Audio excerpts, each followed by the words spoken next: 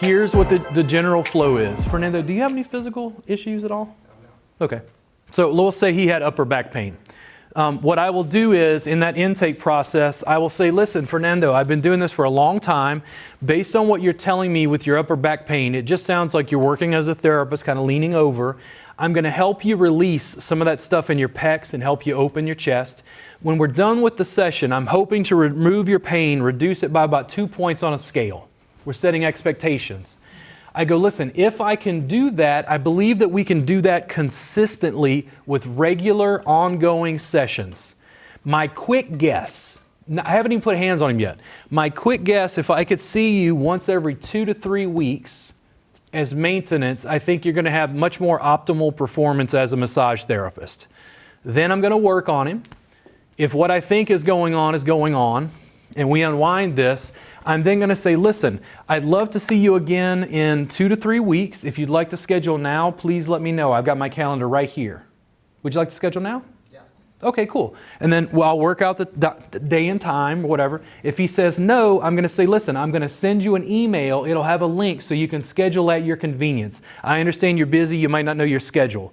In addition, I'm going to send him a link that's going to show him how to use a foam roll and essentially approximate using self-massage, yoga, breathing exercises, the same thing that we did in session, so he can work on himself. And if I've structured it in such a way, listen, do you think you'd do this if I gave you a foam roll? Yeah. Okay, I'm going to lay down on the mat real quick, show him how to use it, have him do it real quick just to show him how to use it, and gift him a foam roll. When I go to my email, I'm going to send him an email link to the YouTube videos I've already created and repurposed to show him how to work on himself. Now, what is his sense of value for what we just did? How much does a foam roll cost? $10. I charged him $240 for the session. What's my overhead in my garage? 0. That's a real nice number. Yeah. And the thing is, it's like I can buy little mini foam rolls. I have to buy the big one if I don't want. But the thing is, his sense of value, when I worked at the chiropractor's office, they actually allowed me to do that. I would go and write down, look up Robert Gardner, trigger point, anterior scalene in YouTube. And I would have clients tip me $20 and say, I've never had a massage therapist educate me.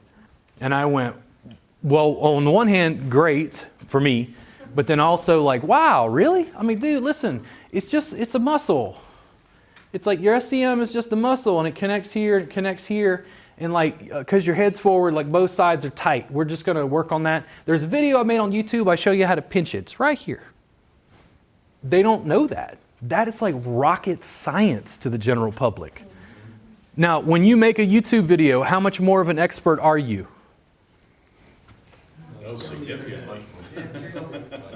Listen, go back and watch my first YouTube video and see how much of an expert I was. It was a flip cam and it wasn't nearly as good as this. But there's a combination in that intake process of setting expectations. I've already told him, when you reschedule, because I know he wants to rebook. Who doesn't want massage?